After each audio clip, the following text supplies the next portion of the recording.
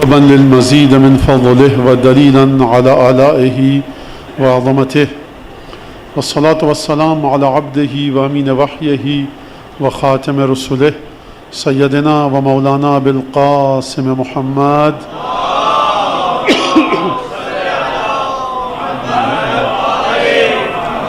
وعلى أهل بيته الطيبين الطاهرين الذين أذهب الله عنهم الرجس وطهرهم تطهيرا.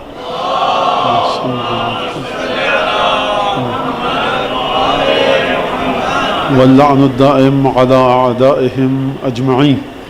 أما بعد، فقد قال الله الحكيم في كتابه المجيد: أعوذ بالله من الشيطان الرجيم. لقد أرسلنا رسلنا بالبينات وأنزلنا معهم الكتاب والميزان ليقوم الناس بالقسط. سورہ حدید کی آیت کے ذیل میں گفتگو آپ کے سامنے مسلسل پیش کی جا رہی ہے کہ پروردگار عالم نے اپنے رسولوں کو بھیجا، انبیاء کو بھیجا رسالت دے کر، اور ان کو کس چیز کے ساتھ بھیجا؟ بینات کے ساتھ بھیجا، اور پھر انزلنا ان کے ساتھ نازل بھی کیا کس چیز کو؟ کتاب کو بھی اور ترازو کو بھی۔ اب یہاں پر یہ بات قابل غور ہے کہ پروردگار عالم نے انبیاء کے ساتھ ساتھ، رسولوں کے ساتھ ساتھ بینات کو نازل کیا، اور ان پر انبیاء کے ساتھ بینات کو بھیجا، اور انبیاء پر کتاب کو نازل کیا، انبیاء پر ترازو کو نازل کیا۔ یہ ایک نقطہ میں نے اس لیے بتایا کہ کبھی مطالعے کے دوران پڑھتے وقت یہ بات ذہن میں آئے آپ کے، تو اس بات پر ضرور توجہ کیجیے گا کہ اس کا فرق کیا ہے، اور یہ اپنی جگہ پر ایک تفصیل کے ساتھ گفتگو ہے۔ اور پھر ہماری گفتگو کہاں پر ہو رہی تھی؟ خلاصہ مختصر 4-5 جملوں میں آپ کے سامنے پیش کروں کہ کچھ چیزوں میں ایسی ذاتی لحاظ سے، ذاتی طور سے دلکشی، دل فریبی اور خوبصورتی ہوتی ہے کہ وہ شے پھر اپنی جانب زبردستی کسی چیز کو نہیں کھینچتی، بلکہ لوگ اس کو دیکھ کر خود بخود اس کی جانب کھینچے چلے آتے ہیں۔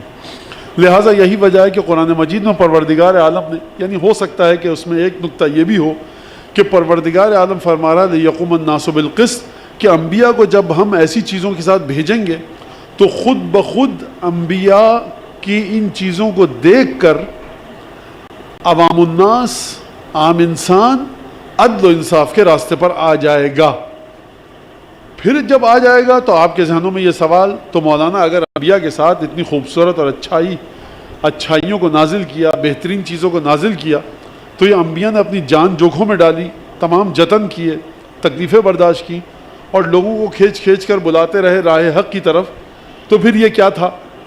تو اس کے بارے میں کل میں نے جواب دیا کہ پروردگار عالم نے فرمایا لِيُنذِرَ مَنْ كَانَ حَيًّا وَيَحِقَّ الْقَوْلُ عَلَى الْكَافِرِينَ، کہ آیت آپ کے سامنے ہے کہ اس کو حبیب خدا آ کر ایمان کی دولت عطا کریں گے، یا دوسرے الفاظ میں یہ کہوں کہ وہ آ کر رسول خدا کی معرفت حاصل کر سکے گا کہ جس کا دل زندہ ہو، جس کے دل میں انصاف ہو، عدل ہو، عدالت ہو، جو حق اور انصاف کے ساتھ چیزوں کو دیکھتا ہو۔ حق اور انصاف اور عدل و عدالت کے مقابلے میں اگر کسی کے دل میں بغض اور نفرت ہوگی کہ جو چیزوں کو صحیح مقام پر رکھ کر نہ دیکھ پائے، تو وہ کبھی رسول خدا کو نہیں مانے گا۔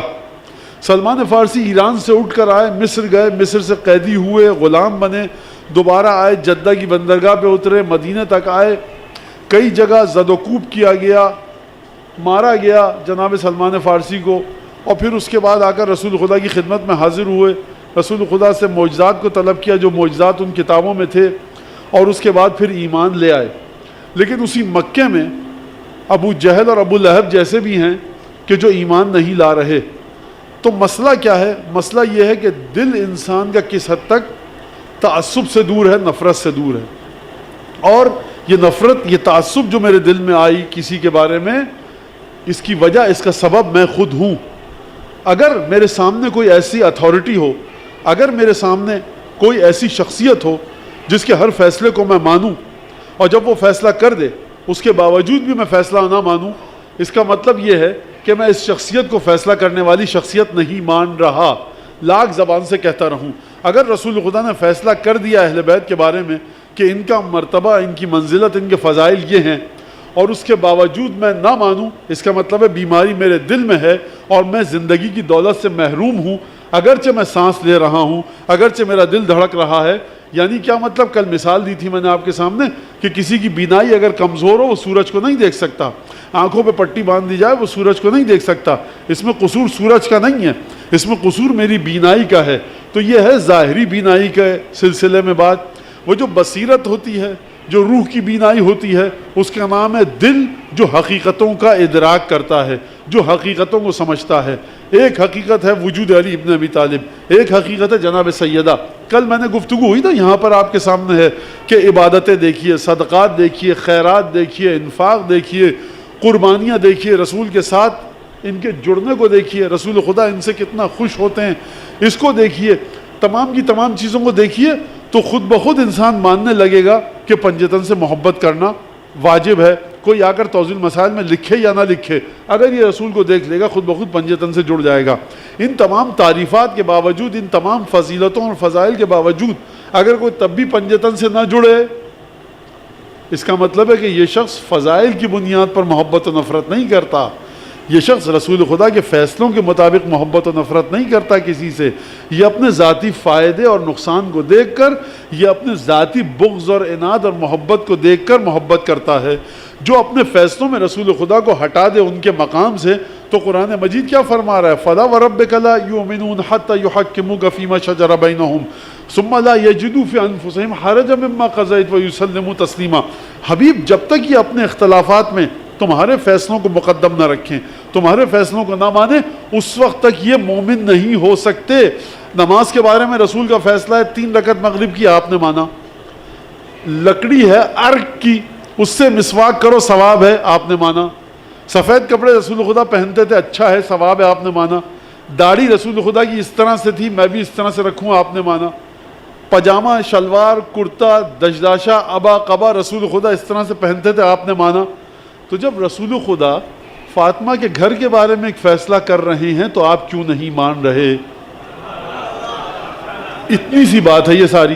اس کا مطلب یہ ہے کہ جہاں پر بھی آ کر آپ نے رسول خدا کے فیصلے کو کسی بھی چیز کے بارے میں ٹھکرایا تو وہاں پر ایمان کی دولت آپ سے رخصت ہو گئی۔ اب کوئی فرشتہ اگر آپ کو نہیں بتائے گا، اب کسی اخبار میں نہیں چھپے گا، آپ کا بلڈ ٹیسٹ نہیں لیا جائے گا کہ کتنی ایمان کی دولت ہے کہ نہیں ہے، آپ کے خون کے سرخ یا سفید خلیے WBC RBC چیک نہیں کیے جائیں گے۔ یہ قرآن نے فیصلہ دے دیا، اب ہر شخص اپنے دل کی عدالت میں اپنے آپ کو رکھ کر دیکھے کہ وہ رسول کے کتنے فیصلوں کو تقسیم کرتا ہے۔ لہٰذا جو شخص اہل بیت کے عمل پر نہ چل پائے، کوتاہی ہو اس کے عمل میں، لیکن یہ کہے کہ بھائی ہیں یہی سب سے آگے، تو یہ اس سے کہیں آگے ہے کہ جو ایک نماز بھی قضا نہ کرے لیکن اہل بیت کے بارے میں رسول کے فیصلہ جب بھی آئے دل میں ہچکچاہٹ کے آثار آئیں، تکلیف آئے، ناگواری آئے۔ کیونکہ عبادت کرنی ہے، دین پر عمل کرنا ہے رسول کے فیصلوں کو مان کر۔ جیسے ہی آپ نے یہ سمجھا اور سوچا کہ نہ جانے کیوں صبح کی نماز 2 رکعت رکھی گئی، ہونا تو چاہیے تھی 25 رکعت، صبح کو اٹھتے ہیں ذرا ورزش بھی ہو جاتی، فریش ہو جاتے اور ایک فریشنس اور تازگی کے ساتھ کام پر جاتے، 2 رکعت نماز۔ بہرحال یہ رسول خدا تھا، اب رسول خدا کو کیا کہہ سکتے ہیں، نالج نہیں تھی اتنی، کر دی نماز، لیکن ہم 2 رکعت نماز پڑھتے قربتاً اللہ۔ نماز گئی آپ کی، نماز کے سرکار ایمان چلا گیا۔ لیکن جو شخص سو رہا ہے نماز صبح کے وقت اور جب دیر سے آنکھ کھلی قضا ہو گئی، استغفار کرتا ہے، توبہ کرتا ہے، شرمندہ ہے، کہتا ہے رسول کا فیصلہ تھا 2 رکعت نماز پڑھنے کا، میں نے رسول کے فیصلے پر عمل نہیں کیا، گناہگار ہوں، خدا مجھے معاف فرما، اور اسی کو 2 رکعت نماز قضا ادا کر لیتا ہے، یہ اس سے کہیں آگے ہے جس کی ایک دفعہ نماز شب بھی قضا نہ ہوئی ہو۔ کیونکہ قرآن معیار دے رہا ہے رسول کے فیصلوں کو مانو۔ ماننے کے 2 طریقے ہیں، دل سے مانو فیصلہ صحیح ہے، اور عمل بھی رسول کے فیصلے کے مطابق کرو۔ دل سے مانا، پروردگار عالم اس آیت میں دل کی بات کر رہا ہے، ثم لا یجدوا فی انفسہم حرجا مما قضیت ویسلموا تسلیما۔ جب تم فیصلہ کرو کسی بھی چیز کے بارے میں اے حبیب تو ان کے دل میں ناگواری کے جذبات نہ آئیں۔ مسکرا کر تو ہر شخص رسول خدا کو دیکھتا تھا، سرکار یا رسول اللہ آپ کیا کہنے، آپ کے نماز آپ کے پیچھے پڑھ رہے ہیں، قرآن کہہ رہا ہے کہ دل کو دیکھو۔ ہم صرف یہ نہیں دیکھ رہے کہ تم نماز جماعت میں حاضر ہو رہے ہو، تمہارے دل میں کیا کیفیت ہے۔ اور پھر اس کے بعد کیا فرمایا؟ یسلموا تسلیما۔ سر تسلیم خم کر دو. تمہارے جذبات یہ ہوں کہ رسول خدا کا فیصلہ سب سے بہترین ہے. تو اب آپ سمجھے کہ جو ہمارے علماء فقہا مراجع فرماتے ہیں ایک شخص ہے تارک واجبات، ایک ہے منکر واجبات. منکر واجبات اسلام کے دائرے سے باہر ہے، تارک واجبات اسلام کے دائرے میں ہے، کیونکہ یہ ایمان رکھتا ہے کہ یہ واجب چیز ہے اور عمل نہیں کر رہا. شرمساری کے جذبات ہیں، شرمندگی کے جذبات ہیں. اہم ترین چیز ہے رسول کے فیصلوں کو ماننا. کل میں نے بریدہ اسلمی کا واقعہ آپ کے سامنے پڑھا. اب یہاں پر ایک بڑا مسئلہ ہے. وہ کیا مسئلہ ہے؟ یہ بڑا حساس مسئلہ ہے. اب کل اور پرسوں کی تقریر سے یہ تقریر ذرا مختلف ہے. آپ ذرا درود بھیجیے تاکہ ذرا ایک طاقت آپ میں بھی آ سکے.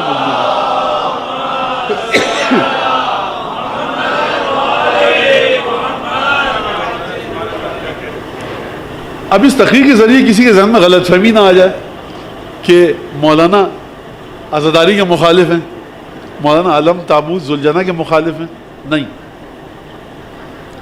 ایک بڑا اہم مسئلہ ہے، بہت اہم مسئلہ.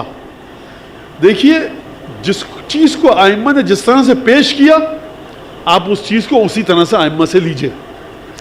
جس چیز کو ائمہ نے پیش نہیں کیا اور اس چیز کو اس طرح سے پیش کرنے کی اجازت بھی نہیں دی آپ کو حق نہیں ہے.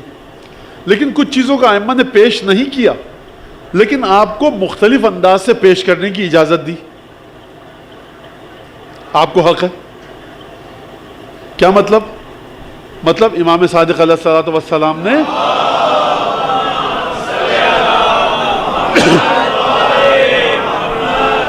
جو ہمارے بچے نوجوان آج کل لباس پہنتے ہیں، نہ امام نے نہ امام کے کسی صحابی نے وہ لباس نہیں پہنا. بھائی امام کے صحابی زرارہ محمد ابن مسلم، مثال دے رہا ہوں، مثال میں کوئی مناقشہ نہیں ہے، انہوں نے کبھی جینز کی شرٹ نہیں پہنی محمد ابن مسلم نے. آپ کیسے پہن رہے ہیں؟ میں کہوں گا امام کے صحابیوں نے نہیں پہنی لیکن امام نے اجازت تو دی ہے نا. توجہ فرما رہے ہیں؟ اچھا، یہ کنڈے حضرت عباس کی حاضری کس امام نے کی؟ کسی امام نے نہیں کی. پھر کیوں کرتے ہیں؟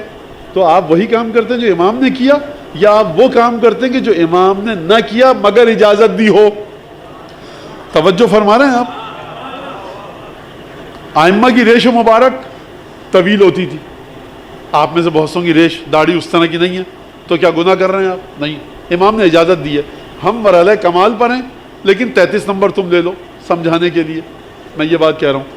لہٰذا آپ کو جس چیز کو ائمہ نے جس طرح سے پیش کیا اس طرح سے لیجئے، یا اگر پیش نہیں کیا اس چیز کو اس طرح سے انجام دینے کی اجازت دی تو آپ اس طرح سے کیجئے. اب سوال یہ ہے کہ دین کو ائمہ نے کس طرح سے پیش کیا؟ ایک بات یہ، دوسری بات یہ مظہر دین کو ائمہ نے کیا چیز قرار دی ہے. دو باتیں ہیں. کیا مطلب مظہر دین؟ جس کے ذریعے آپ اپنے دین کا سماج میں تعارف کروا سکیں. توجہ فرما رہے ہیں آپ؟ کیا نہیں فرما رہے؟ کس طرح سے آپ اپنے دین کا تعارف کروائیں گے؟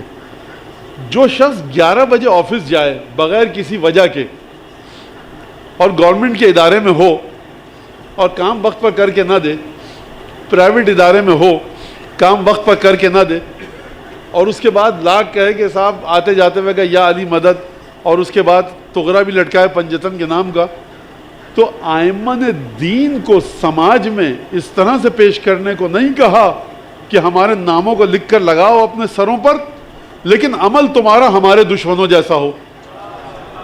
ائمہ نے دین کو کس طرح سے پیش کرنے کا حکم دیا. میں سلمان فارسی کے زہد کی تعریف کروں، میں امام مجتبیٰ کی تعریف کروں کہ فقراء کے ہاں دعوت پر چلے جاتے تھے، میں صدقے اور خیرات کی تعریف کروں اور امام کے اس فیصلے پر واہ واہ سبحان اللہ تو کہوں، جناب سیدہ جناب فضہ کے حقوق کا کتنا خیال رکھیں اس کی تو میں تعریف کروں، لیکن میرے گھر میں جو کام کرنے والے آئیں میں ان کو کچل کر رکھ دوں، نہیں بڑھے گا دین آگے. اس سے فضول کی بحث ہے. لاکھ آپ مجلسیں کر لیجئے، سماج میں جو دین چلتا ہے، یہ جو آپ تک دین پہنچا، یہ رسول کی اولاد کے کردار اور اخلاق کی وجہ سے پہنچا اور ان کی علمیت کی وجہ سے پہنچا. خوب توجہ کیجئے گا. مدینہ ہے، امام باقر علیہ السلام ہیں، ایک شخص آتا ہے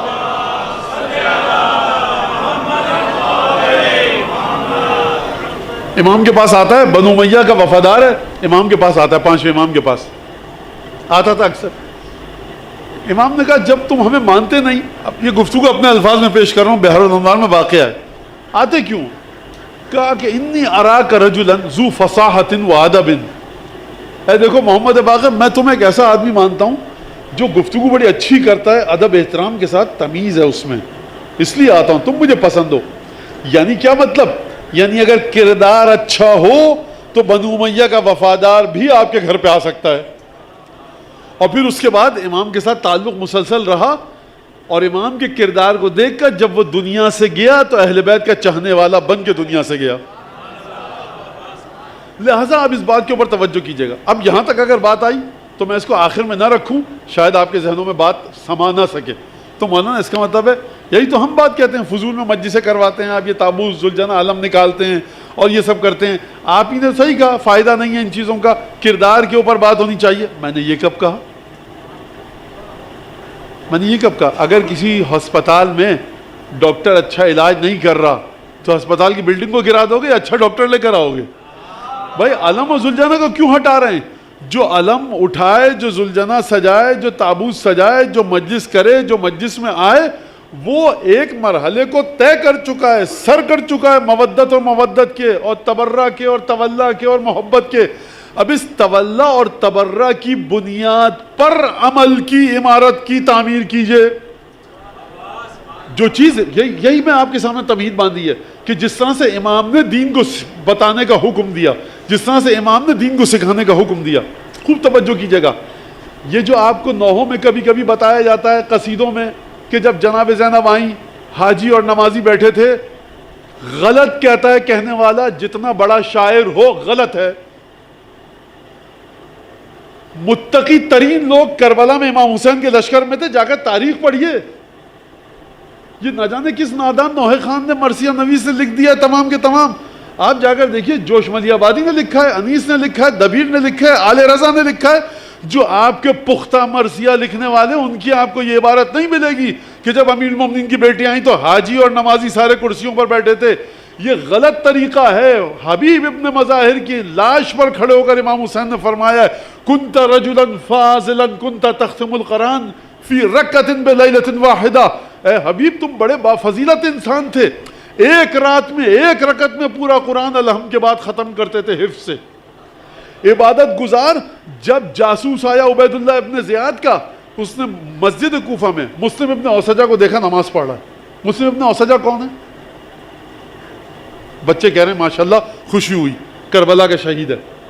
اس نے کہا یہ علی بن ابی طالب کا شیعہ ہے۔ کہا کیسے پتہ لگا؟ کچھ بات کی ہے؟ کہا کہ نہیں، نماز دعا بڑے زور و شور اور خضوع و خشوع سے پڑھ رہا ہے۔ یاد رکھیے، غلط فکر کے بیجوں کو اگر آپ نے اگنے دیا تو کل یہ تناور درخت اختیار کر لیں گے۔ غلط فکر کی مخالفت کیجئے۔ یہ مجلس، یہ ماتم، یہ فرش عزا، یہ کسی کے گھر کی شادی بیاہ عقیقے کی محفل نہیں ہے۔ کچھ بھی ہو گیا سب چلے گا، ٹھیک ہے، بس اچھی طرح سے ہوا چل۔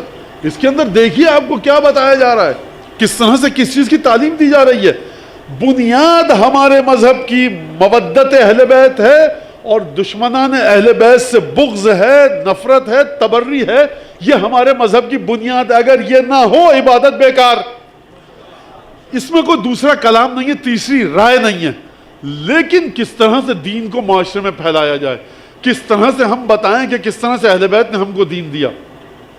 جناب سیدہ جو آ کر خطبہ دے رہی ہیں دربار میں، مسجد نبوی میں، خطبہ فدکیہ جو بیان فرمایا آپ نے، وہ کس وجہ سے ہے؟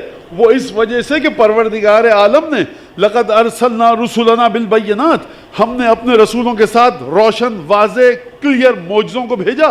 وہ ارسلنا معہم الکتاب والمیزان، اور ہم نے اپنے رسولوں کے ساتھ نازل کیا، بھیجا، کس چیز کو بھیجا؟ کتاب نازل کی اور ترازو عطا کیا۔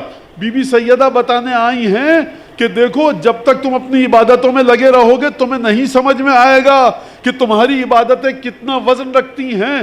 اس ترازو کو ڈھونڈو جو خدا نے رسول کے ساتھ نازل کیا۔ وہ ترازو کون ہے؟ آپ جا کر زیارت امیر المومنین میں پڑھتے ہیں، اس ترازو کا نام ہے علی ابن ابی طالب۔ السلام علیکہ یا میزان الاعمال، سلام ہو آپ پر یا جناب امیر، آپ عمل کا ترازو ہیں۔ کیا مطلب ہے اس کا؟ آپ ہر شخص کے ہر چیز کے وزن کو تولتے ہیں ترازو کے ذریعے. مولانا یہ باٹ ہم نے 10 کلو کا رکھا، پہلے بھی شاید مثال دے چکا ہوں مجھے، بہرحال دوبارہ سن لیجئے. 10 کلو کا باٹ رکھا، یہاں 10 کلو آپ نے دال رکھی، کم زیادہ کرتے رہے. باٹ اپنی جگہ پر رہتا ہے، کم زیادہ چاول میں سے ہوتا ہے. آپ کے مذہب میں جو آپ کا پہلا امام ہے وہ ہے ترازو، وہ اپنی جگہ پر رہے گا. اس کو دیکھ کر آپ کو اپنے آپ کو کم و زیادہ کرنا پڑے گا. خوب توجہ فرمائیے، اس کی ذات میں نہ کوئی کمی ہے نہ خامی ہے. اگر بانٹ میں استعمال کی وجہ سے وزن کم ہو جائے تو آپ اس پہ کہتے ہیں مولانا اس میں 2-3 گرام کم ہو گیا تو لوہے کا ٹکڑا چپکا دیتے ہیں ہم تاکہ کم تلے. یہ بانٹ جو ترازو ہے، پورا جو نظام ہے، سسٹم ہے میزان کا ترازو کا، یہ پروردگار کی جانب سے عالم غیب سے آیا ہے، اس میں کوئی کمی بیشی نہیں ہو سکتی. لہٰذا آپ ہر چیز کے وزن کو تولتے ہیں کس سے؟ ترازو کے ذریعے، بانٹ رکھ کر. اب تو خیر بانٹ رکھنا ختم ہو گیا، وہ ڈیجیٹل ترازو آ چکے ہیں. میں دیکھ رہا ہوں دکانوں پہ بعض جگہ وہ سوئی ہلتی ہے تو بچے کہیں گے یہ بانٹ اور پلڑا کیا بات کر رہے ہیں مولانا، لیکن باہر ترازو وہ بھی ہوتا ہے. آپ ہر چیز کو تولتے ہیں ترازو کے ذریعے. خود ترازو کو کیسے تولیں گے؟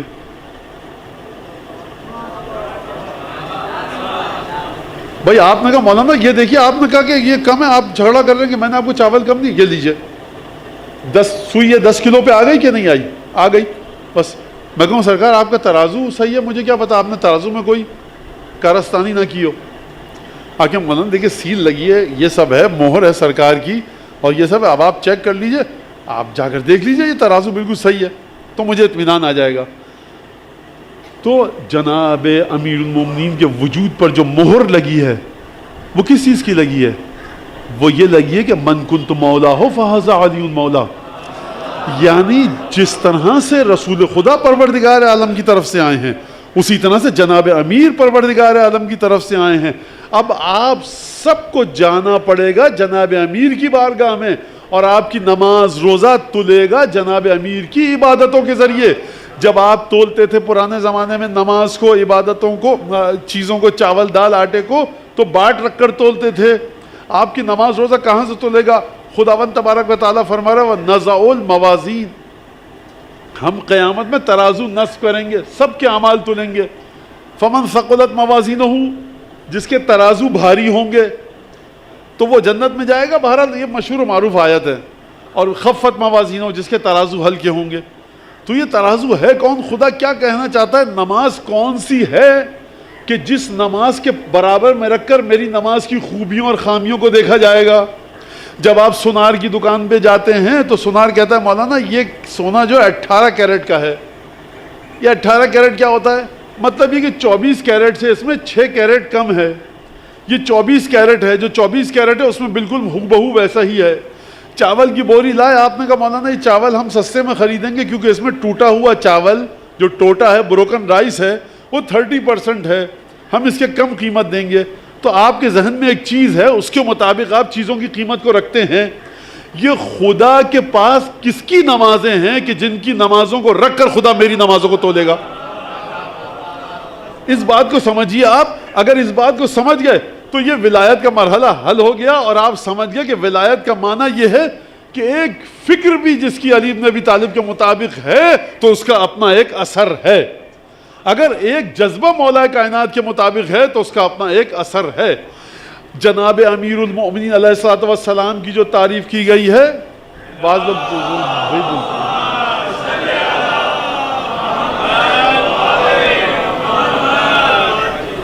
لہذا جناب امیر المؤمنین کی جو تعریف کی گئی ہے وہ تعریف مختلف انداز سے کی گئی ہے. کبھی تعریف کی گئی ہے عمل کی، کبھی جناب امیر المؤمنین کی تعریف کی گئی ہے جذبوں کی.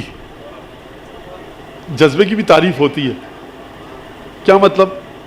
یہ کیا مطلب؟ آپ کو میں بتانا کیسے بتاؤں؟ آپ کو سب پتہ ہے. اب میں ابھی اشارہ کروں گا، آپ سب سمجھ جائیں گے. جذبے کی تعریف ہے. کیا جذبے کی تعریف ہے؟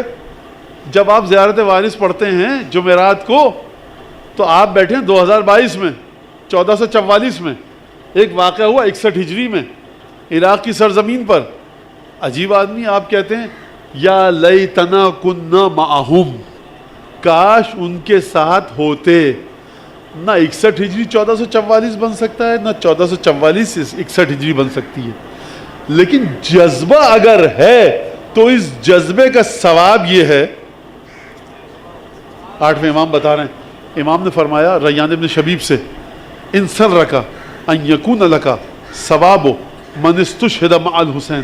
اے ریان ابن شبیب، اگر تمہیں یہ بات پسند ہے اور خوش ہوتے ہو اور خوشی ہوتی ہے اس بات سے تمہیں کہ تمہیں بھی وہ ثواب ملے، تم بھی اس ثواب میں شریک ہو جو مولا حسین کے ساتھ شہید ہونے والوں کو ملا، تو جب بھی مولا حسین کے ساتھی یاد آئیں،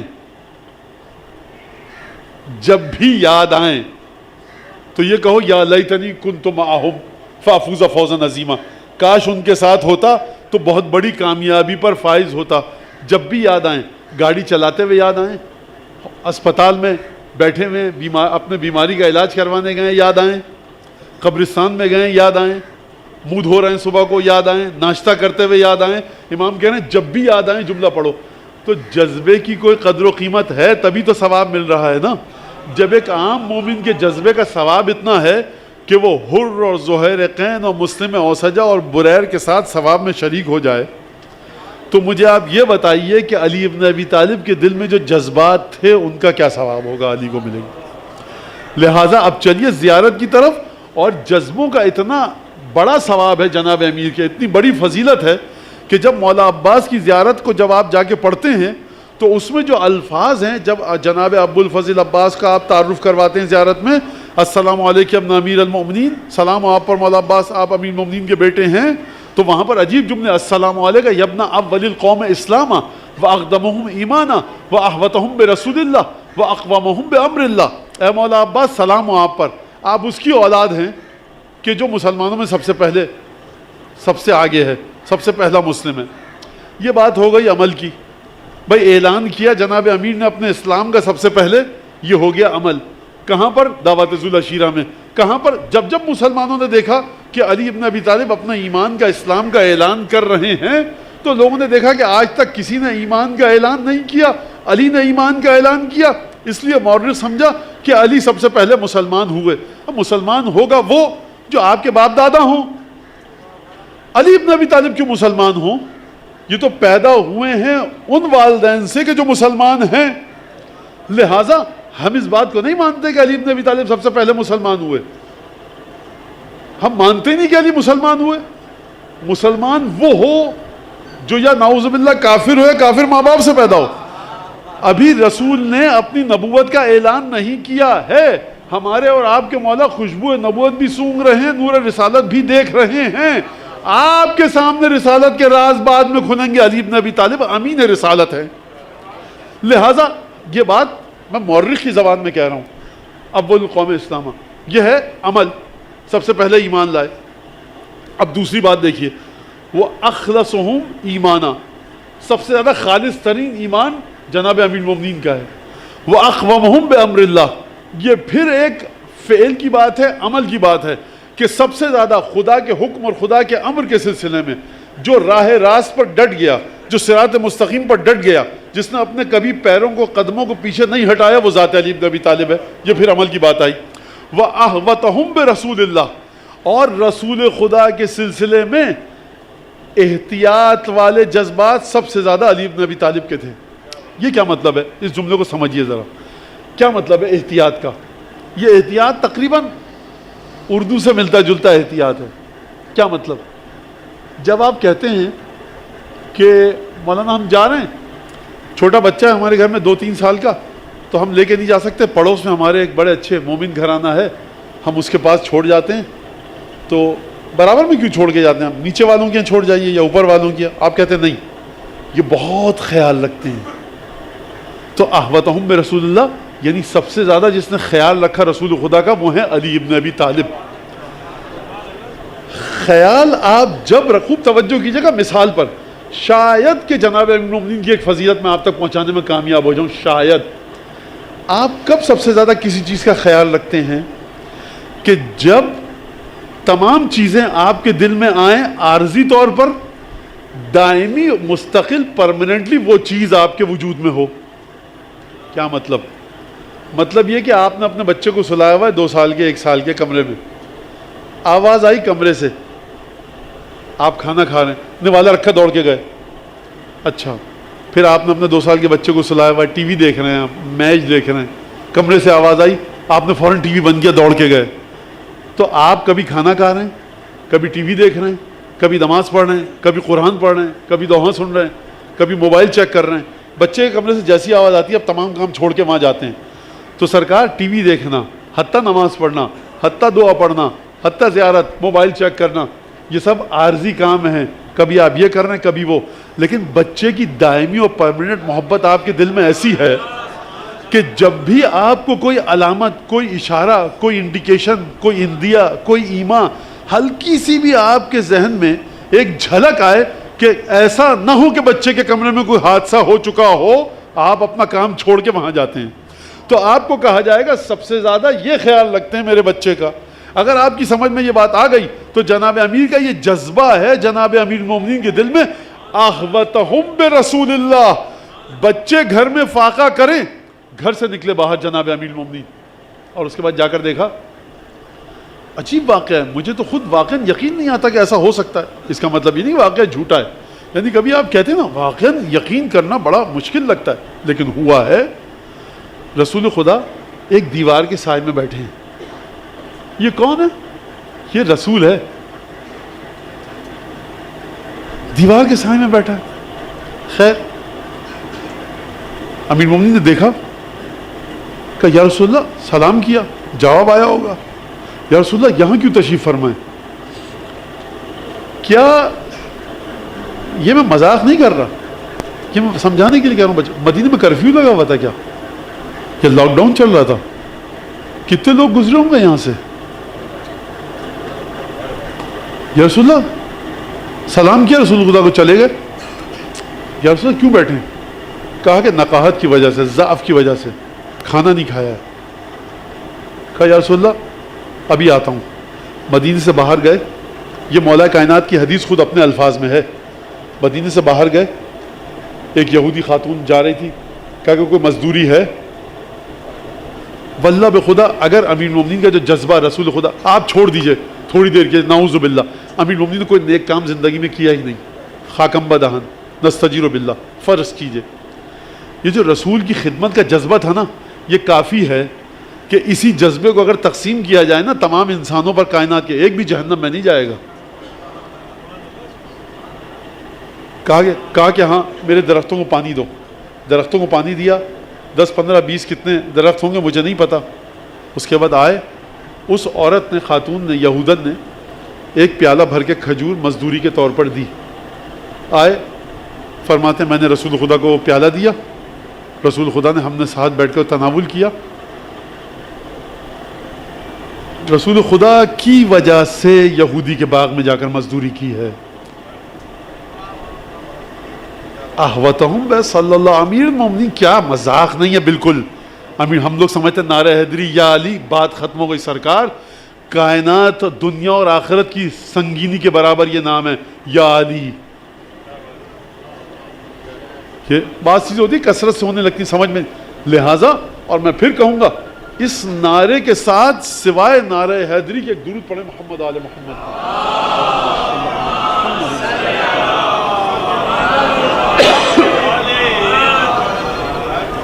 اس نعرے کے ساتھ سوائے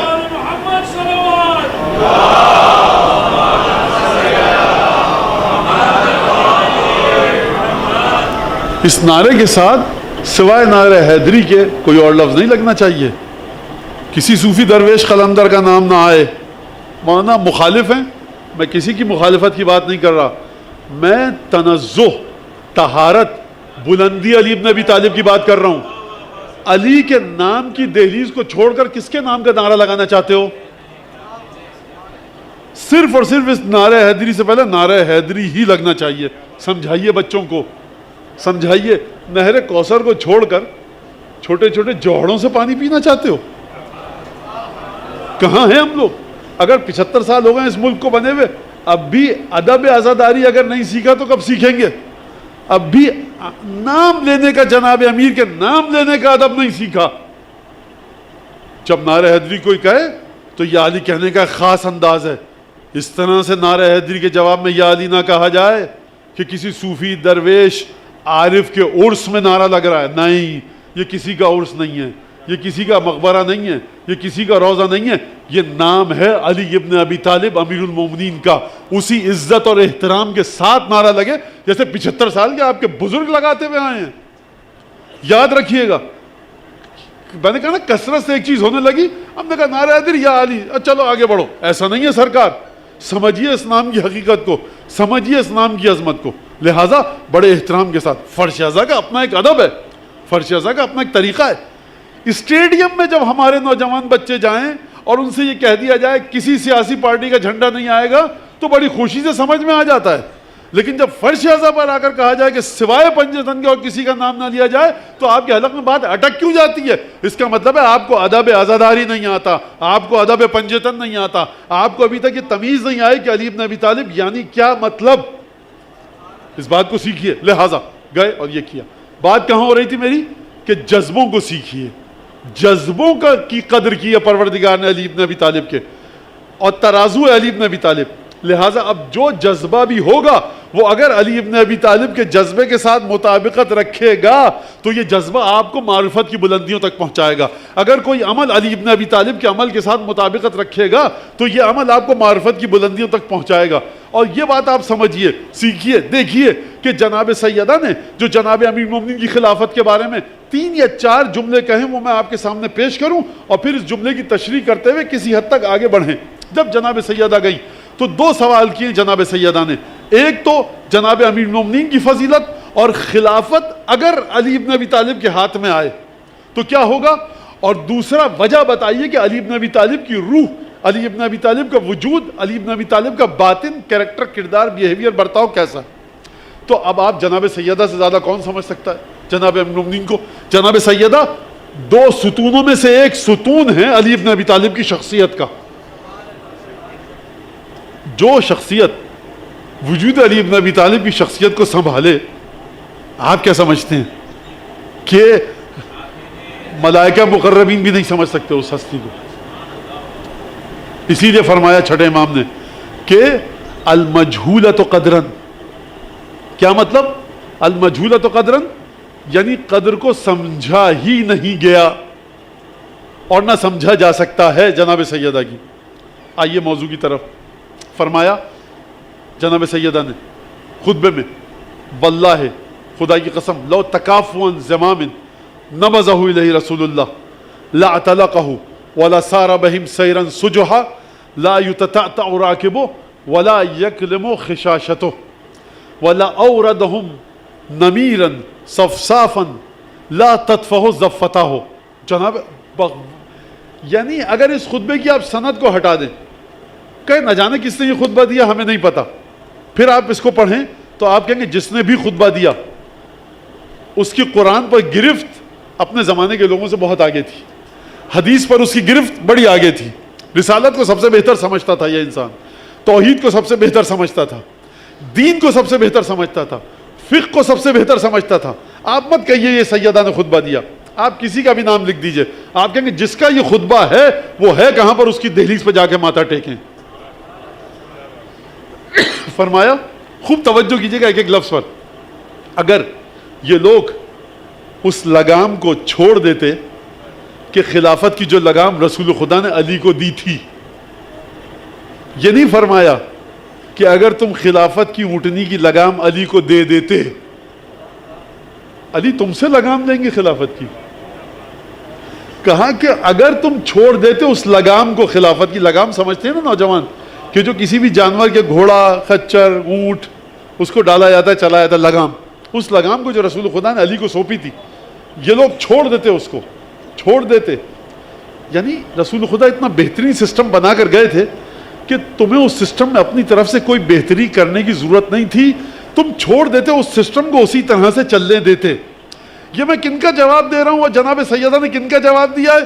کہ جو لوگ یہ کہتے ہیں کہ رسول خدا کو تھوڑے سے سخت قدم اٹھانے چاہیے تھے، رسول خدا مزید یہ کام کر لیتے، رسول خدا یہ پریکاشنری اسٹیپس کر لیتے.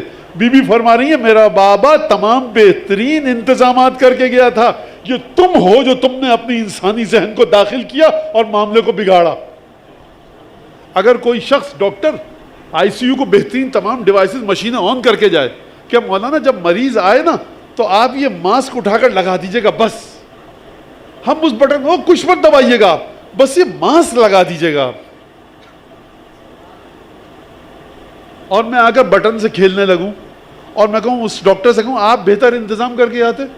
وہ کہتا کیا میں آپ کے لیے گن مین بٹھا کے جاتا؟ میں نے کہہ تو دیا تھا، میں سمجھا تھا کہ آپ میری بات مانیں گے، امتحان ہو گیا آپ کا، ہم تو آپ سے کہہ کے گئے تھے. غلطی ہماری نہیں ہے جو ہم آپ کو بتا کے گئے، غلطی آپ کی ہے، آپ کو آکسیجن ماسک لگانا تھا، آپ نے بٹن کیوں دبائے؟ تو غلطی اس کی، اس نے بٹن دبایا، جس نے اپنی عقل کو آپریشن تھیٹر میں جا کر اس پر عمل کیا. لہذا فرمایا بی بی نے واللہ لو تکافوا زمام نبذہ الیہ رسول اللہ، اگر تم وہ اس لگام کو چھوڑ دیتے کہ جو رسول خدا علی کو دے کر گئے تھے. لفظ پر توجہ کیجئے گا، پھر کہہ رہا ہوں، چھوڑ دیتے، یہ نہیں فرمانی بی بی تم علی کو دیتے. علی کو مل چکی تھی روز الست بربکم انہم منی وانا منہم، یہ مجھ سے ہے میں ان سے ہوں، تم کہاں سے دو گے؟ تم اصلا ہو کون؟ اصلا ڈیجٹ کیا ہو تم؟ نہ ڈیسیمل کے اس طرف نہ اس طرف، کچھ نہیں، تم ہو کہاں پر؟ لہذا چھوڑ دیتے. بی بی نے کیا فرمایا؟ لا تلقہ، اس کا مطلب کیا ہے؟ لا تلقہ یعنی علاقہ پیدا ہو جاتا. علاقے کا مطلب کیا ہے عربی میں اور فارسی میں؟ یعنی علی بن ابی طالب امامت سے مانوس ہو جاتے، امامت علی سے مانوس ہوتی. اس کا مطلب کیا ہے؟ اس کا مطلب یہ ہے کہ جب علی بن ابی طالب خلافت مل جاتی نا رسول کے بعد، تو علی بن ابی طالب اس طرح سے تم کو دین پر چلاتے کہ تم کو دین پر چلنے کے سلسلے میں کسی تکلیف کا سامنا نہیں کرنا پڑتا. کوئی یہ نہ کہتا کہ رمضان کے روزے کیسے رکھیں، علی تمہارے سامنے ایک حل پیش کرتے. کوئی یہ نہ کہتا کہ یا رسول یا علی نماز شب پڑھنے میں تکلیف ہوتی ہے، علی تمہیں اس کا حل دیتے. یا علی یہ صدقہ دینا ہے، طریقہ کیا ہے، تکلیف ہو رہی ہے، علی تمہیں اس طرح سے چلاتے کہ شریعت کے تکلیف دہ کاموں کو کرتے ہوئے تمہیں لطف آتا. ہوتا ہے نا بعض ٹیچر، میں کہتا ہوں مجھے میتھمیٹکس سے چڑ ہے، میں میتھمیٹکس نہیں پڑھ سکتا، تو آپ کہتے ہیں مولانا یہ ٹیچر ہیں، یہ اب آپ کو ایسا میتھس پڑھائیں گے کہ آپ کو میتھمیٹکس کے علاوہ کسی چیز میں مزہ ہی نہیں آئے گا. تو آپ کو ابھی تک جو ٹیچر ملے تھے نا وہ بڑے ناکارہ تھے. یہ ٹیچر ایسا ہے کہ جو آپ کے دل میں محبت پیدا کر دے گا میتھمیٹکس کی. شیخ سعدی نے ایک واقعہ لکھا ہے کہ ایک یہودی آیا ایک گاؤں میں، مسلمانوں کے گاؤں میں ایک یہودی رہتا تھا. اس نے آ کر مؤذن کو پیسے دیے. اس نے کہا بھائی صبح کی اذان تم دیا کرو اور ہو سکے تو ظہر عصر مغرب عشاء کی ساری اذانیں تم دو. مؤذن خوش ہوا، کہا کہ آپ یہودی ہیں لیکن دیکھیں آپ کتنے اچھے آدمی ہیں. رکھ لی مؤذن نے، ٹھیک ہے میں تو دے رہا ہوں، دیتا رہوں گا. کہا بس میری درخواست یہ جب تک میں اس گاؤں میں ہوں تم دیتے رہنا اذان. کہا ویسے سرکار مجھے بڑا احترام ہے، قابل قدر ہے آپ کا جذبہ، لیکن یہ بتائیے آپ مجھے اذان دینے کے پیسے کیوں دے رہے ہیں؟ آپ تو یہودی ہیں. کہا اصل میں میری بیٹی جو ہے نا وہ قرآن سن کر اذان سن کر کہیں پہ اسلام سے محبت کرنے لگی تھی. تمہاری آواز اتنی ناکارہ ہے اور اتنی بے ڈھنگی ہے کہ جب سے میری بیٹی نے تمہاری اذان کی آواز سنی ہے مسلمانوں کے دین سے اس کے دل میں کراہیت آ رہی ہے. تو میں چاہتا ہوں تم ہی اذان دیتے رہو تاکہ میری بیٹی کے دل میں نفرت بڑھتی رہے. تو سرکار آپ نے مترنم اذان سنی نہیں ہے، آپ نے علی ابن ابی طالب کے دسترخوان پر بیٹھ کر دین پر عمل نہیں کیا ہے. تو شیخ سعدی نے وہاں پر ایک شعر کہا ہے، گر تو بے دین نمت قرآن خوانی بے بری آبرو مسلمانی. اگر تو اسی طرح سے قرآن پڑھے گا تو مسلمانوں کی عزت ختم ہو جائے گی. لہٰذا اب آپ نے دیکھا یہ لوگ جو کہتے ہیں آپ نوحہ خان کے سر پر گریا کرتے ہیں، آپ مرثیہ خان کے ترنم پر گریا کرتے ہیں، آپ مصائب پر گریا نہیں کرتے. ہاں بالکل، کیونکہ ائمہ نے اس بات کی تائید کی ہے کہ اچھی آواز میں مرثیہ پڑھو، اچھی آواز میں قرآن پڑھو، اچھی آواز میں نوحہ پڑھو. تو بچے ہمارے گھبرائے مت کریں، مولانا ہم تو نوحہ خان کی آواز کو سن کے گریا کرتے ہیں. تو بھائی اچھی آواز ہے اس کی تبھی، مگر امام سجاد نے نہیں کہا تھا بشیر سے کیا تو شعر پڑھنا جانتا ہے؟ بھائی کسی کو بھی کہہ دیتے شعر پڑھو. کہا کہ جی مولا، کہا کہ تم جا کر مدینے میں اعلان کرو کہ ہم آ چکے ہیں. تو ہارون مکفوف جب آئے تو امام صادق نے کہا کہ نیا مرثیہ کا ہے پڑھو. ہارون مکفوف نے پڑھنا شروع کیا. کہا اس طرح نہیں، جس طرح سے اپنے دوستوں کی محفل میں پڑھتے ہو اس طرح سے پڑھو. خوب توجہ فرمائی آپ نے. تو یہ بات، لہذا جناب سیدہ فرما رہی ہیں لا تلقہ، مانوس ہو جاتی خلافت علی بن ابی طالب کے ساتھ. جب مانوس ہو جاتی تو کیا ہوتا؟ تو یہ ہوتا لا یکلم خشاشتو ولا یتتعتع راکبو.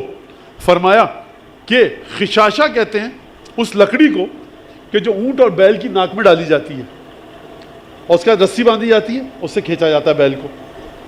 خلافت کو بی بی نے اونٹنی سے تشبیہ دی ہے اور کہا ہے کہ خلافت کی اونٹنی کو چلانے والا کون تھا؟ علی ابن ابی طالب، رسول خدا کے حکم کے مطابق۔ اب علی چلائیں خلافت کی اونٹنی کو اور میں چلاؤں یا آپ چلائیں تو فرق ہے۔ فرق کیا ہے؟ علی جب خلافت کی اونٹنی کو چلائیں گے تو اس طرح سے چلائیں گے کہ ناک میں جو لکڑی ڈالی جاتی ہے اور لکڑی نصب کی جاتی ہے اونٹ کے، جب وہ زور سے کھینچی جائے تو اونٹ کی ناک میں ہو جاتا ہے زخم۔ علی ابن ابی طالب چلائیں گے تو بی بی فرمانی ہے لا یکلم خشاشتو، ناک میں زخم نہیں ہوگا خلافت کی اونٹنی کے۔ ولا یتتعتع راکبو، اور جو خلافت میں علی کے ساتھ ساتھ چلے گا، جو دین میں علی ابن ابی طالب کے بتائے ہوئے طریقوں پر چلے گا، جب اونٹنی چلے گی تو جو بیٹھا ہوا ہے وہ کبھی دائیں جائے گا کبھی بائیں، کبھی آگے جائے گا کبھی پیچھے، کبھی پھسلنے کا خطرہ ہوگا کہ نہیں ہوگا، مضطرب ہوگا، پریشان ہوگا میں گر نہ جاؤں۔ بی بی فرماتی ہے علی اگر دین کو چلائیں گے نا تو دین پہ سواری کرنے والا کبھی گھبرائے گا نہیں کہ میں گر پڑوں گا، نہ آگے کی طرف جھکا ہوگا نہ پیچھے کی طرف، نہ دائیں جھکے گا نہ بائیں۔ اور اس کے بعد فرمایا وَلَأَوْرَدَهُمْ نَمِيرًا صَافِيًا لَا تَطْفَهُ زَفَّتَاهُ، فرمایا کہ اور اس کے بعد علی ابن ابی طالب خلافت کی اونٹنی کو لا کر ایسی نہر پر لا کر بٹھاتے۔ خوب توجہ کیجئے گا، بخدا دعا کریں کہ خدا آپ کو اس جملے پر ایمان کی دولت عطا فرمائے۔ یہ جملہ معمولی نہیں ہے، یہ جملہ امیر المومنین کی امامت کی جان ہے۔ اگر علی ابن ابی طالب کی زندگی کو نچوڑا جائے نا دنیاوی لحاظ سے، جو اس کا رس نکلے گا وہ سیدہ بیان فرما رہی ہیں۔ بخدا نہ وقت ہے میرے پاس اور جتنا تھوڑا بہت علم ہے وہ ناکافی ہے کہ میں کما حق کو اس جملے کو پیش کر سکوں۔ یہ معمولی چیز نہیں ہے، خوب توجہ کیجیے گا اس بات پر۔ جب خلافت کی اونٹنی چلے گی، 1 سال گزریں گے، 2 سال، 3 سال، پھر گاڑی ایجاد ہوگی، ریل گاڑی آئے گی، ہوائی جہاز، خلافت کی اونٹنی چل رہی ہے علی ابن ابی طالب کے ذریعے۔ تو آپ میں سے مجھ جیسا کوئی کہے گا کہ بھائی یا علی جدید زمانے کے تقاضوں کے مطابق چلائیے دین کو، آپ ابھی تک کوئی پرانی باتیں کر رہے ہیں اپنے بھائی رسول خدا والی۔ تو جب خلافت کی اونٹنی تھکنے لگتی زمانے کے دباؤ کی وجہ سے تو پھر اونٹنی کو لگتی پیاس۔ جب پیاس لگتی، تم اگر چلاؤ گے خلافت کی اونٹنی کو تو اونٹنی کے ناک میں زخم بھی ہو جائے گا، اور جب اونٹنی کو پیاس کی وجہ سے زبان باہر نکل پڑے گی اور اونٹنی بلبلائے گی پیاس کی وجہ سے تو تم پانی نہیں پلا پاؤ گے۔ اگر علی ابن ابی طالب چلائیں گے تو نہ اونٹنی کی ناک پہ زخم ہوگا نہ بیٹھا ہوا گھبرائے گا، اور جب اونٹنی کو پیاس کی شدت کا احساس ہوگا انسانی سویلائزیشن کی ترقی کی وجہ سے، اور جب بھی دین یہ سمجھے گا کہ اب دین ختم ہو رہا ہے، توجہ کیا آپ نے اس جملے پر، جب بھی دین یہ سمجھے گا کہ دین ختم ہو رہا ہے، وہاں یا علی ہوں گے یا علی کا کوئی بیٹا ہوگا کہ جو دین کی اونٹنی کو ایک ایسی جگہ پر لا کر پانی پلائے گا۔ وَلَأَوْرَدَهُمْ مَنْهَلًا نَمِيرًا صَافِيًا، علی ابن ابی طالب سیراب ہونے کی ایسی نہر پر لا کر اونٹنی کو بٹھائیں گے کہ جس میں بڑا خوشگوار پانی ہوگا۔ اچھا کیا کہنے، میں کہتا ہوں واقعاً یعنی جناب سیدہ کی یہ جملہ، عزیزان گرامی میں کسی جوش عقیدت میں نہیں کہہ رہا، میں جوش خطابت میں نہیں کہہ رہا، واللہ خدا سے دعا کریں کہ امیر المومنین کی امامت آپ کو اس جملے کے ذریعے سمجھ میں آئے، اور دعا کیجئے سجدے میں جا کر کہ جس طرح سے بی بی فرما رہی ہیں، یہ میں کہہ رہا ہوں نا، بی بی نے حیات علی ابن ابی طالب کے رس کو نچوڑ کر آپ کے سامنے دیا۔ کون سی حیات کو؟ دنیاوی زندگی کو، اخروی زندگی کی بات نہیں ہو رہی، وہ تو کسی لفظ میں آ ہی نہیں سکتی۔ یہ وہ مرحلہ ہے کہ جب آپ کے ساتھ علی ابن ابی طالب کانٹیکٹ میں آئیں گے، جب آپ کے ساتھ رابطے میں آئیں گے، جب علی ابن ابی طالب کے بیہیویئر کو، سوشل بیہیویئر کو، ریلیجیس بیہیویئر کو، علی ابن ابی طالب کی معلومات کو آپ دوسروں کے ساتھ مقابلہ کریں گے تو اس وقت یہ ہے علی کہ جب آپ نے لا کر اونٹنی کو خلافت کی ایسی جگہ پر لا کر رکھا کہ جس میں تر و تازہ خوشگوار پانی ہے۔ اچھا جب اونٹنی پانی پیتی ہے تو وہ اپنا منہ مارتی ہے نا پانی میں، نہر ہے تو نہر کے نیچے زمین کچی ہوتی ہے، جب کچی ہوتی ہے تو پانی میں جب منہ ڈالا جاتا ہے تو کیا ہوتا ہے؟ گرد و غبار تہ کا اٹھ کر اوپر آتا ہے اور اس کے بعد پانی گدلا ہو جاتا ہے. پانی گدلا ہوتا ہے تو کیا ہوتا ہے؟ بقیہ بعد میں آنے والوں کا کافی دیر تک پانی پینے کو جی نہیں چاہتا, پھر وہ پانی اپنی خوبصورتی بھی ضائع کر دیتا ہے. اب آپ کو دیکھ کر دیکھیے, صاف و شفاف پانی ہو تو آپ کو دیکھ کر لذت آتی ہے, گدلا پانی ہو لذت نہیں آتی. توجہ ہے کہ نہیں ہے؟ اور دوسری بات, ایک تو آنکھوں کی لذت فوت ہو گئی, چلی گئی, اور دوسرے پانی پینے کا جی بھی نہیں چاہے گا. میں کہوں گا سرکار منرل واٹر ہے, چیک تو کیجئے, مٹی اس کی بڑی مفید ہے. آپ کہیں مولانا مٹی ہے پینے کا جی نہیں چاہ رہا. اچھا دیکھتے رہیے, قبلہ دیکھنے کا بھی نہیں چاہ رہا, جی نہیں چاہ رہا, گندا ہے. اونٹنی نے اس طرح سے منہ مارا ہے کہ وہ سارے مٹی پانی کے اوپر آ گئی ہے. آپ سمجھیے جناب سیدہ مطلب کیا, رسالت اور امامت کا سنگم ہے وجود علی بن ابی طالب کی یہ زوجہ والا صفات. فرمایا جب علی بن ابی طالب لا کر اونٹنی کو پانی پلاتا نا تو اس کے تہ سے گرد و غبار اٹھ کر اوپر نہیں آتی, یعنی دیکھنے والے کو تب بھی وہ پانی خوبصورت لگتا, اور بعد میں جو تاریخ بشریت آتی وہ اسی طرح سے کشش رکھتا یہ دین بشریت کے لیے.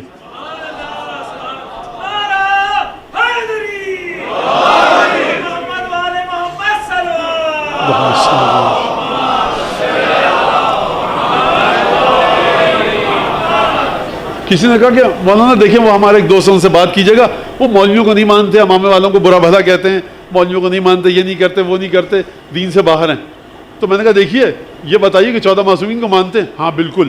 حرام حلال کا خیال رکھتے ہیں؟ کچھ اپنے لیے حدود قائل ہیں کہ مولانا ہم سے کچھ حدود چاہیے؟ کہا کہ ہاں. کہا پھر وہ دین پر ہیں. اچھا مجھے برا کہے آپ کسی اور امامے والے ہو گئے, ہم کو دین کا حصہ تھوڑی ہیں. ہاں مومن ہیں, آپ کو مومن کی غیبت نہیں کرنی, آپ کو تہمت نہیں لگانی, جھوٹا الزام نہیں لگانا, اس کی توہین نہیں کرنی, محفل میں بے عزتی نہیں کرنی. یہ تمام حقوق میرے بھی ہیں, آپ کے بھی ہیں. میں بھی آپ کی غیبت اور تہمت نہیں لگا سکتا, آپ بھی میرے بارے میں نہیں کر سکتے, تو سب کے حقوق ہیں. لیکن دین نام ہے کس کا؟ یہ ہے آپ کا دین جس کو جناب سیدہ سمجھا رہی ہیں.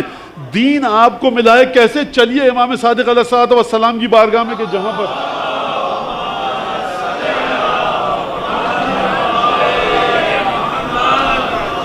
امام صادق کیا فرما رہے ہیں. ایک دفعہ صحابی آیا, اچھا عادت ہوتی ہے مومنین کی بھی, دفتر میں بحث کرنے لگے, کالج میں بحث کرنے لگے, یونیورسٹی میں بحث کرنے لگے, ہم صحیح ہیں آپ غلط, آپ ایک عجیب, یونیورسٹی کالج بحث کی جگہ نہیں ہے. فرمایا چھٹے امام نے ما لک والناس الناس اخذوا دینہم من الناس وانتم اخذتم دینکم عن رسول اللہ. کیا یہ تم لوگوں سے ہمیشہ, تمہیں لوگوں سے کیا کام؟ لوگوں نے اپنا دین لوگوں سے لیا ہے اور تم نے اپنا دین رسول خدا سے لیا ہے. کہاں وہ دین جو رسول سے لیا گیا اور کہاں وہ دین جو لوگوں سے لیا گیا. سرکار توجہ فرما رہے ہیں, فٹ پاتھ پہ پانی لیک ہو گیا, مٹی بھی ہے, گندا پانی بھی ہے, آپ نے وہاں سے گلاس میں پانی بھرا, اور ایک شخص نے پانی بھرا کہاں سے؟ آب زمزم سے جا کر. اب آپ کہنا آپ کا پانی اچھا, تو بھائی آپ کو یقین زمزم میں پیجیے, اس کو کیا سمجھا رہے ہیں؟ شعور ہی نہیں ہے اس کا. وہ ہر راہ چلتے ہوئے فٹ پاتھ سے پانی اٹھا رہا ہے, ہر نجاست کو پی رہا ہے. آپ سمجھیے بات کو کہ آپ کو کیا دیا ہے. لہٰذا یہ چیز, اور اب دیکھیے کہ اس دین کے مظاہر کو آپ کو کیسے پیش کرنے کا حکم دیا ہے ائمہ نے. فرمایا امام جعفر صادق علیہ السلام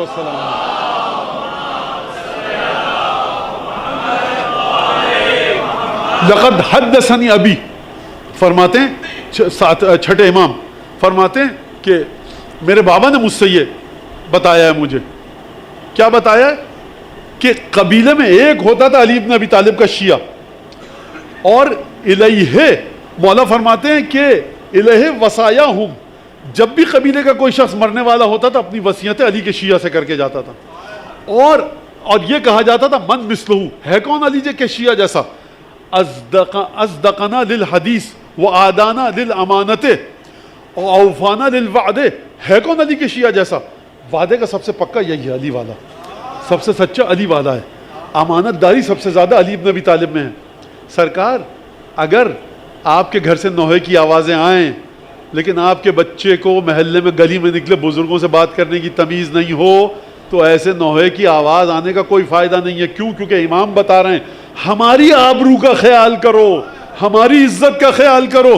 لا تکونوا علینا شیئا, ہمارے لیے ذلت کا باعث مت بنو. ہمیں یہ دیکھنا ہوگا کہ ہم کس طرح سے اپنے آپ کو معاشرے میں اس عزت کے مقام پر رکھ سکیں کہ جہاں پر ائمہ اہل بیت نے ہم کو حکم دیا ہے. مولانا شروع میں نے کہا تھا اس کا مطلب ہے کہ وہی تو ہم کہتے ہیں کریکٹر بلڈنگ, نماز روزے کا کوئی فائدہ, عزاداری کا کوئی فائدہ نہیں, تابوت الحمد الجنہ آپ آئیے اور کریکٹر بلڈنگ کی بات کیجئے. نہیں سرکار, اگر ہم یہ بات کرتے ہیں تو ہمارا عقیدہ بھی یہ ہے کہ اسی ذوالجنہ, اسی علم, اسی تابوت کے ذریعے ہماری بچیوں کا کردار بلندی کی طرف جاتا ہے, اسی عزاداری کے ذریعے, اسی محبت اہل بیت کے ذریعے طہارت ہمارے یہاں آتی ہے. مسئلہ یہ کہ ہم کو طہارت سیکھ کر اس پر عمل کرنے کی نوبت بس باقی ہے. جس طرح سے آپ کے دل محبت اہل بیت ہے لیکن آپ نے نماز کے طریقوں کو سیکھا, آپ نے عزاداری کے طریقوں کو سیکھا, اسی طرح سے آپ کو دین اور اپنی عبادت کے طریقوں کو سیکھنا ہوگا. لہٰذا ائمہ یہ فرماتے ہیں. اور پھر فرمایا فہذا یسرنی, امام عسکری نے فرمایا, امام صادق نے فرمایا, یہ چیز مجھے خوشحال کرتی ہے کہ جب تمہارے بارے میں یہ کہا جائے ھذا جعفریون, یہ ہے جعفر صادق کا ماننے والا. جب امام صادق کے 2 شاگرد گئے عدالت میں مدینے کی, تو قاضی کو پتا تھا یہ چھٹے امام کے شاگرد ہیں. اس میں سے ایک زرارہ تھے, کہا کہ آگے دونوں رافضی, ان سے بھی گواہی لو. قاضی نے کہا رافضیان, سمجھ رہا ہے تو آپ کی بات توجہ ہے آپ کی, یہ دونوں رافضی بھی آ گئے, ان سے بھی گواہی لے لو. تو انہوں نے زارو قطار رونا شروع کر دیا. اب میرے الفاظ, اتنا رو رہے ہو تو چھوڑ دو اس کو, جعفر صادق کو چھوڑ دو, اتنا رو رہے ہو تو برا لگا یہ نام, اور رافضی تم لوگ. اس نے کہا رو کیوں رہے ہو؟ کہا رو اس لیے رہے ہیں قد نسبتنا الى رجل لا یرضا بان یکون امثالنا منہم, تو نے ہمیں ایک ایسے شخص سے نسبت دی ہے جو ہمارے عمل کو دیکھ کر اس کو پسند نہیں کرتا کہ ہم جیسے بھی اس کے شاگردوں میں شامل ہوں. یہ کون لوگ ہیں؟ یہ وہ لوگ ہیں جو امام کے شاگرد ہیں لیکن امام سے اس تقوی کے باوجود اپنے آپ کو اس مرحلے پر دیکھتے ہیں کہ ہم اس قابل نہیں ہیں کہ ہم امام کے شاگرد کہنا ہے. تو نے ہمیں نسبت دی ان لوگوں سے. لہٰذا جناب سیدہ نے جملہ فرمایا کہ خلافت کی اونٹنی کے ساتھ یہ کرتا, کیا مطلب ہے, یہ تمہید کیوں باندھی؟ بس آخری مرحلہ اس تمہید کا اور فضائل کا کہ جب تک ہمارے گھروں میں حقوق تقسیم نہیں ہوں گے ہماری ولایت کو نقصان پہنچتا رہے گا. امین المومنین نے اگر یہ فرما دیا کہ حجر غصیب رہن علی خرابہ, کہ ایک پتھر اگر کسی گھر میں غصبی لگا دیا جائے تو یہ اس بات کی دلیل ہے کہ یہ گھر برباد ہو کر رہے گا, تو میں یہ حدیث چھوڑ دوں, کہوں نہیں یہ حدیث عجیب ہے, ہم اس بات کو نہیں مانتے, ہمارے پاس ولایت ہے, ہمارے پاس امامت ہے, ہم عزاداری کرتے ہیں. نہیں, اگر باپ مر گیا میراث تقسیم ہوگی برابری کے ساتھ توزیع مسائل کے. اگر کوئی باپ ہے بچے اس کے ساتھ نوکری کر رہے ہیں تو بچوں کی ذمہ داری معین ہو کہ اتنے بجے جاؤ گے اتنے بجے آؤ گے, یہ عہدہ ہے, اتنی تنخواہ تمہاری ہے. اسلام یہ کہتا ہے کہ ہر شخص کے جو بالغ ہے عاقل ہے اس کے اپنے حقوق ہیں. اسلام حتیٰ یہ کہتا ہے کہ جو ایک کروڑ پتی ارب پتی بچہ ہے بیچارہ, ماں باپ مر گئے, کوئی خیال رکھنے والا نہیں ہے, یہاں پر لازم ہے کہ وہ مومنین کہ جو عادل ہیں, حرام حلال کا خیال رکھتے ہیں, اس کی دولت کا خیال رکھیں اور اس کی دنیاوی زندگی کی بہتری پر پیسہ خرچ کریں. 50 ارب روپے ہیں کسی بچے کے پاس, ہم اس کے سرپرست معین ہو گئے مجتہد کی طرف سے, ہم نے کہا بھائی اب آپ جائیے زیارت پر, اب آپ جائیے مکے, اب آپ جائیے وہاں پر, مجھے حق نہیں ہے یہ کام کرنے کا. آپ توجہ فرمائیں, جو زیارت اتنی عظیم ہے, جو حج اتنا عظیم ہے, فقہ مجھ سے میرے اس حق کو سلب کر لیتی ہے کہ میں اس بچے کی طرف سے یہ ارادہ کروں, مجھے اس کی دنیاوی زندگی کو بہتر کرنا ہے کہ لباس بہترین ملے, کھانا بہترین ملے, یہ بچہ 10 سال کا اسکول میں بہترین جائے. جب بالغ ہوگا تب فیصلہ کیا جائے گا کہ مستطیع ہے کہ نہیں ہے, حج پہ کس طرح سے جائے گا. لہٰذا گھروں میں اس حقوق کو دیکھا جائے, گھروں کے اندر جو میراث ہے اس کو دیکھا جائے. باپ جس گھر میں مرا پورا مال باپ کا اس بیٹے کا ہو گیا, اس بیٹی کا جس کے گھر میں موت آئی. نہیں سرکار, ایک سجدگاہ بھی اگر ہے تو وہ تقسیم ہوگی اولاد کی تعداد کے برابر. ایک جانماز چھوڑ کے گیا باپ, ایک تسبیح چھوڑ کے گئی ماں, ایک اپنا دوپٹہ چھوڑ کے گئی, ایک چادر نماز کی چھوڑ کے گئی, چپل چھوڑ کے گئی ہے, یہ تقسیم ہوگی اہل بیت کی فقہ کے مطابق. لہٰذا جب بھی آپ کسی سے کام لیں, جاب ڈسکرپشن آج آیا ہے گوروں کے درمیان, ولایتیوں میں, فرنگیوں میں, یہ ہمارے یہاں بہت پہلے سے ہے کہ جس سے جو کام لے رہے ہو بتاؤ کہ تمہارا یہ کام ہے. آسان ہے جناب سیدہ کے فضائل پر واہ واہ کرنا، لیکن جب یہ پتہ لگے کہ آج آپ کام کیوں کر رہی ہے شہزادی، فضہ تو ہے، تو شہزادی یہ جواب دیں آج فضہ کی چھٹی کا دن ہے، آج ہم کام کریں گے. کیا مطلب؟ ہیڈ آف دی اسٹیٹ کی بیٹی ہیں، ہیڈ آف دی اسٹیٹ کے 2 نواسے ہیں یہاں پر. رسول خدا دن میں کئی دفعہ آتے ہیں لیکن فضہ کام کر رہی ہیں، کبھی فاطمہ کام کر رہی ہیں. لہٰذا اگر میں نے اپنے بھائی کو بھی نوکری دی ہے اپنے دفتر میں تو معین ہونا چاہیے کہ آپ یہ کام ہے، یہ ڈیزگنیشن ہے، تنخواہ اتنی نہیں. سب ساتھ تو رہ رہے ہیں، تمہارا خرچہ میں تو دے رہا ہوں، تمہیں کس بات کی ضرورت ہے؟ سرکار جب بھی بے عدالتی آئے گی، جب بھی انصاف کے خلاف چلا جائے گا، چاہے میں باپ ہوگا بیٹے کے حق کو غصب کروں، بیٹا باپ ہوگا میرا، بابا آپ 80 سال کے ہو گئے، آپ کو کپڑے ہم بنا رہے ہیں، ڈاکٹر کے پاس جانا ہے ہم لے جا رہے ہیں، کھانا ہم کھلا رہے ہیں، اور جہاں جانا ہے آپ کی پاکٹ منی کیوں باندھیں؟ باپ کی اگر پیسہ ہے ماں کی پاکٹ منی باندھیے، کیونکہ پیسہ ہاتھ میں ہونا ایک عجیب قسم کی تقویت دیتا ہے بزرگوں کو. آپ ہر ضرورت کو پورا کر رہے ہیں لیکن یہ پیسہ جو آپ کے ہاتھ سے نکل کر آپ کے باپ اور ماں کے ہاتھ میں جائے گا، اور ماں اور باپ کو جو خوشی ہوگی وہ آپ کی نماز روزے سے کہیں بڑھ کر ہے. اس بات کو سمجھیے. ارے باپ تو ہمارے کروڑ پتی ہیں، ان کو کیا ضرورت نہیں. آپ کے پاس سیلری ہے، اسمارٹ سیلری آپ دے سکتے ہیں. کہیے بابا یہ سیلری ملی، کاروبار میں منافع ہوا، اتنے پیسے آپ رکھیے، پھر باپ جو چاہے کرے. اپنے دیکھیے خونی رشتہ داروں کے بارے میں ہمانیاں یہ ہے، چھوٹا بھائی ہے میرے دکان پہ کام کر رہا ہے، یا میں اپنے بڑے بھائی کی دکان پہ کام کر رہا ہوں، بھائی تو ہے سب ساتھ، کوئی ایسی بات نہیں. ہم میں یہ اہل بیت کی تعلیمات کے خلاف ہے. جناب امیر المومنین فرماتے تعاشروا کالاخوان تعاملوا کالاجانب، رہو بھائیوں کی طرح، معاملہ کرو اجنبیوں کی طرح. کیا مطلب ہے اس بات کا؟ یہ ہے وہ فقہ اہل بیت، یہ جناب سیدہ بتا رہی ہیں. اور پھر جناب سیدہ نے بتایا کہ تم لوگ جو علی ابن من الذی نقم من ابی الحسن، یہ تم علی سے اتنا ناراض کیوں ہو؟ یہ تمہارے دل میں علی کے بارے میں نفرت کیوں ہے؟ پھر بی بی نے خود بتا دیا کیوں نفرت ہے. فرمایا تم لوگ اس لیے نقم منہ ہو، خدا کی قسم تم لوگ اس لیے بغض ہے تمہارے دل میں کہ تنمرہ فی ذات اللہ و تبحرہ فی کتاب اللہ و قلت مبالاتہ لحتفہ، اس لیے کہ علی بن ابی طالب میں 3 خصوصیتیں ہیں. اچھا بعض جگہ پر یہ تینوں جملے ہیں، بعض جگہ پر 2 جملے ہیں. فرمایا اس وجہ سے تم علی بن ابی طالب سے نفرت کرتے ہو، تکلیف ہے تمہارے دل میں، ناگواری کا اظہار کرتے ہو. کس وجہ سے؟ کہ علی بن ابی طالب قرآن کا سب سے زیادہ علم رکھتا ہے، تمہاری مرضی کے مطابق نہیں چلنے دے گا. علی ابن ابی طالب جناب امیر دین کو، مذہب کو موم کی ناک بننے نہیں دیں گے. وَتَنَمُّرِهِ فِي کتاب اللہ، تنمرہ فی امر اللہ، وَتَنَمُّرِهِ فی ذات اللہ. جب خدا کا ذکر آئے گا نا، جب خدا کے حکم کا ذکر آئے گا تو علی ابن ابی طالب بپھرے ہوئے چیتے کی طرح آ کر دفاع کریں گے. اور پھر فرمایا قلت مبالاتہ لحتفہ، اور علی ابن ابی طالب کو موت سے بالکل بھی ڈر نہیں لگتا. یہ بھی چیز تمہیں پریشان کر رہی ہے. جب لیڈر ایسا ہوگا تو ہم کو بھی اسی راستے پہ چلائے گا.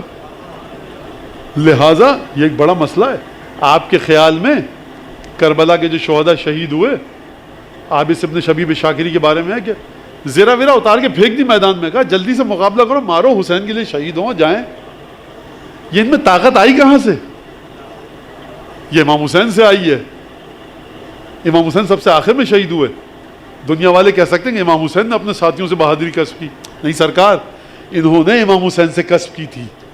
یہ خصوصیت ہے امامت کی کہ جب آپ امامت کے ساتھ جڑ جائیں تو امامت زہد، تقوی، علم، معرفت، پاکیزگی کی اس منزل پر لے کر جاتی ہے کہ جس منزل پر امام خود گامزن ہوتا ہے اور جس منزل کی ملکیت کو امام اپنے ہاتھوں میں رکھتا ہے، امام اپنے وجود کی برکت سے آپ کو وہاں تک لے کر جاتا ہے.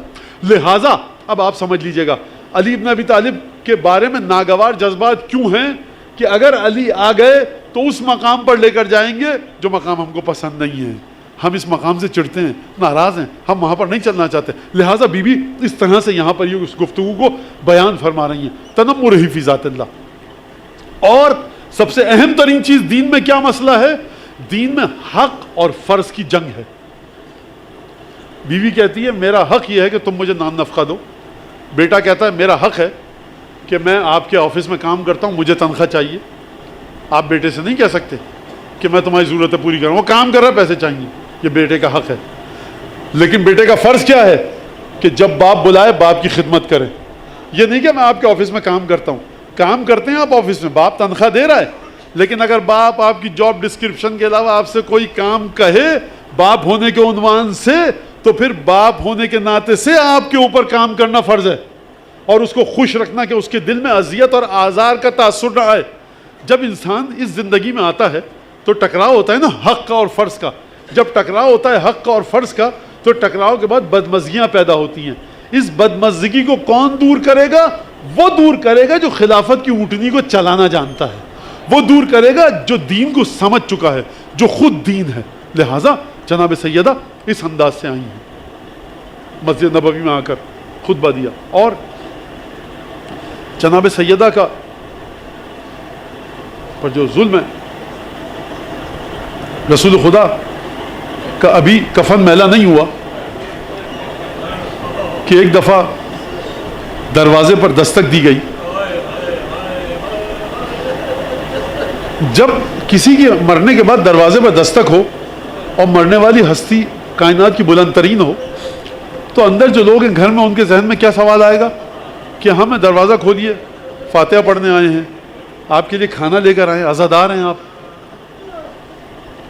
ہم تعزیت پیش کرنے آئے ہیں, بچوں کو گلے لگائیں آ کر حسن حسین کو. کیا کہا گیا؟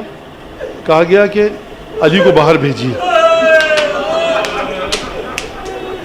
کہا کہ علی نہیں, کہا کہ اگر علی نہیں آئے تو میں اس گھر کو آگ لگا دوں گا. کہا کہ اس گھر میں فاطمہ ہے.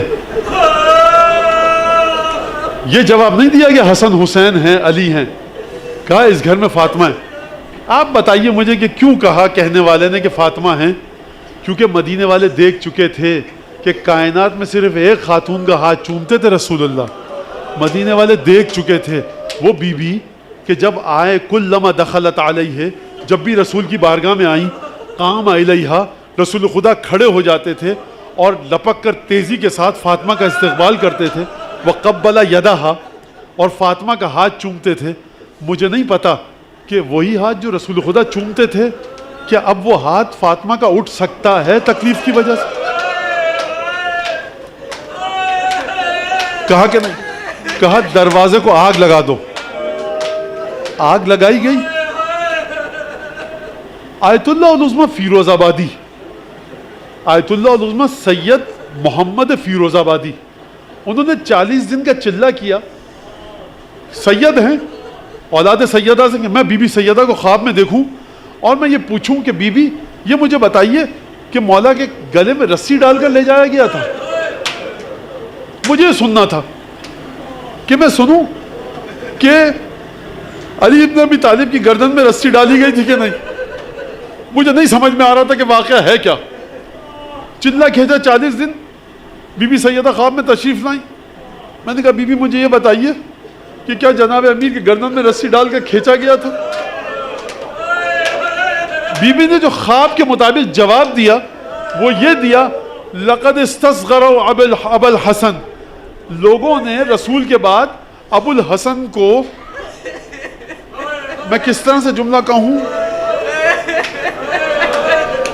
کہ رسول خدا کے بعد ابو الحسن کو لوگوں نے بڑی ذلت اور رسوائی سے دوچار کیا. دیکھیے یہ گردن میں رسی ڈالنے والے مصائب اتنے شدید ہیں کہ بی بی نے خواب میں آ کر بھی اس جملے کا ذکر گوارا نہیں کیا. میں کہوں گا بی بی بس ایک دفعہ دروازے کو آگ لگائی گئی. آیت اللہ العظمی محمد حسین اصفہانی فرماتے ہیں تضرم النار بباب دارہا وآیت النور علی منارہا, کیا اس گھر کے دروازے پر آگ لگائی جائے گی جس گھر کے دروازے کا تعارف سورہ نور ہے. وَقَدْ جَنَى الْجَانِي عَلَى جَنِينِهَا فَانْدَكَّتِ الْجِبَالُ مِنْ حَنِينِهَا. فرمایا یہ تو دروازے کا حال ہے نا, اب میں تمہیں محسن کے بارے میں بتاؤں. فرماتے محسن کے ساتھ وہ ظلم کیا گیا کہ پہاڑوں سے نالا و فریاد کی آوازیں آئیں اور بی بی کا ایک دفعہ نالا بلند ہوا. امام مجتبیٰ ایک دربار میں گئے, امام مجتبیٰ ایک دربار میں گئے, دربار والوں نے گفتگو کرنی چاہیے. امام نے جواب دیا ایک شخص کو, ماں تو خاموش ہو جا, اپنے منہ کو بند کر لے. ضربت امی حتی ادمیتہا, بس یہ مصائب کا آخری جملہ امام حسن کھڑے دیکھ رہے ہیں، سید الشہداء کھڑے دیکھ رہے ہیں کہ ماں زمین پر ہے، جلتے ہوئے دروازے کی اوٹ میں محسن شہید ہوا۔ مولا امام مجتبیٰ نے فرمایا اپنے منہ کو بند کر لے، ضربت امی حتی ادمیتہا، تو نے میری ماں کو اس دن اتنا زد و کوب کیا تھا کہ میری ماں لہو لہو۔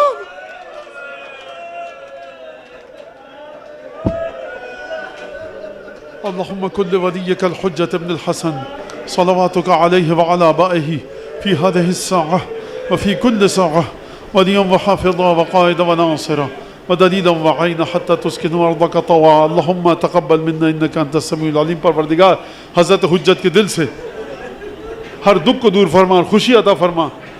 یہ اس مجلس کو حضرت حجت کے زخمی دل کے لیے مرہم قرار دے، 14 معصومین 12 اماموں کے لیے تعزیت تسلیت کا باعث قرار دے۔ مجھ سے آپ سے جن جن لوگوں نے جس جس دعا کی درخواست کی ان کی دعاؤں کو قبول فرما۔ ماتم حسین نہ ہو۔